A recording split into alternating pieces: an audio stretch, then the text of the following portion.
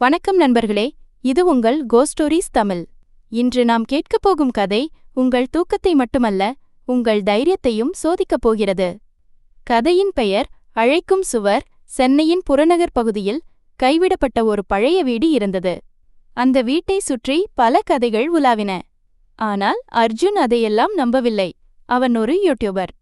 பேய் பிசாசு எல்லாம் பொய் என்று நிரூபிக்க அந்த வீட்டிற்குள் ஒரு இரவு தங்க முடிவு செய்தான். ஹலோ நண்பர்களே, அர்ஜுன் தன் கேமராவை பார்த்து பேசினான்.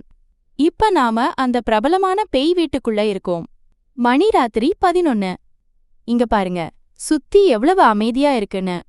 பேய் இருக்கா இல்லையான்னு இன்னைக்கு ஒரு முடிவு பண்ணிடலாம். அவன் அந்த வீட்டை சுற்றி காட்டினான். எல்லா இடங்களிலும் தூசியும் சிலந்தி வலைகளும் நிறைந்திருந்தன. திடீரென்று ஒரு அறையின் சுவரில் அவன் கண்கள் நிலைத்தன.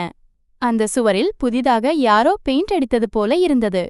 மற்ற சுவர்கள் எல்லாம் பாழடைந்து இருக்க, அந்த ஒரு சுவர் மட்டும் புதிதாக இருந்தது. அவனுக்கு ஆச்சரியமாக இருந்தது. இது கொஞ்சம் வித்தியாசமா இருக்கே என்று சொல்லிக்கொண்டே அந்த சுவரை தொட்டான். தொட்ட மறுகணம் அந்த சுவரிலிருந்து ஒரு மெல்லிய முனகல் சத்தம் கேட்டது. அர்ஜுன் அதிர்ந்து போனான். யாரு யாரு அங்க? பதிலில்லை. அவன் மீண்டும் அந்த சுவரை தட்டினான். இந்த முறை அந்த முனகல் சத்தம் இன்னும் தெளிவாக கேட்டது. அது ஒரு பெண்ணின் குரல் போல இருந்தது. பயத்தில் உறைந்து போனான் அர்ஜுன். வெளியே வா என்று அந்த குரல் சுவருக்குள்ளிருந்து கெஞ்சியது. அர்ஜுனின் இதயம் வேகமாக அடிக்கத் தொடங்கியது. கேமராவை அந்த சுவரை நோக்கி திருப்பினான். நீங்க யாரு? எப்படி சுவருக்குள்ள போனீங்க? என்னை இங்க வச்சு பூட்டிட்டாங்க. பல வருஷமா நான் இங்கதான் இருக்கேன். என்னை காப்பாத்து. அந்த குரல் மிகவும் பரிதாபமாக இருந்தது. அர்ஜுனுக்கு என்ன செய்வதென்றே தெரியவில்லை. இது உண்மையா அல்லது தன் பிரமையா என்று குழம்பினான். திடீரென்று அந்த சுவரில் ஒரு விரிசல் ஏற்பட்டது. அதிலிருந்து ஒரு விதமான துர்நாற்றம் வீசத் தொடங்கியது. ஐயோ, சீக்கிரம் சீக்கிரம் உடை! அந்த குரல் அலறியது. அர்ஜுன் தன் பயத்தையெல்லாம் திரட்டி அருகிலிருந்த ஒரு இரும்பு கம்பியை எடுத்தான். பயப்படாதீங்க, நான் உங்களை காப்பாத்துறேன் என்று சொல்லிக்கொண்டே அந்த சுவரை ஓங்கி அடித்தான். ஒவ்வொரு அடிக்கும் அந்த முனகல் சத்தம் அலறலாக மாறியது. சுவர் மெதுவாக உடையத் தொடங்கியது. உள்ளிருந்து துர்நாற்றம் இன்னும் அதிகமாகியது.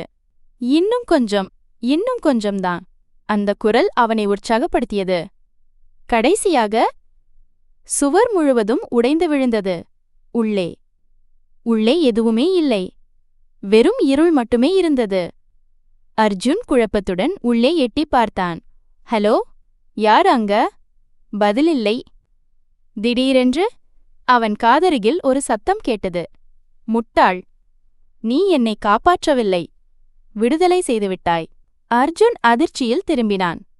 அவன் பின்னால் அந்த உடைந்த சுவரிலிருந்து ஒரு கரிய உருவம் வெளியே வந்து கொண்டிருந்தது. அதற்கு முகமில்லை. ஆனால் அதன் கண்களில் பல 100 ஆண்டுகால பசி தெரிந்தது. அவன் அலறக்கூட முடியவில்லை. அந்த உருவம் அவனை பார்த்து சிரித்தது.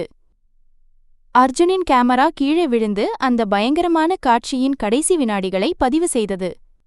அந்த வீடியோவின் கடைசியில் அந்த உருவம் கேமராவை நோக்கி வந்து அடுத்தது நீங்கள்தான் என்று சொல்வது மட்டும் பதிவாகியிருந்தது. நண்பர்களே, சில கதவுகள் திறக்கப்படாமலேயே இருப்பதுதான் நல்லது. மீண்டும் ஒரு பயங்கரமான கதையுடன் உங்களை சந்திக்கும் வரை, இது உங்கள் கோஸ்ட் ஸ்டோரிஸ் தமிழ். எச்சரிக்கையாக இருங்கள்.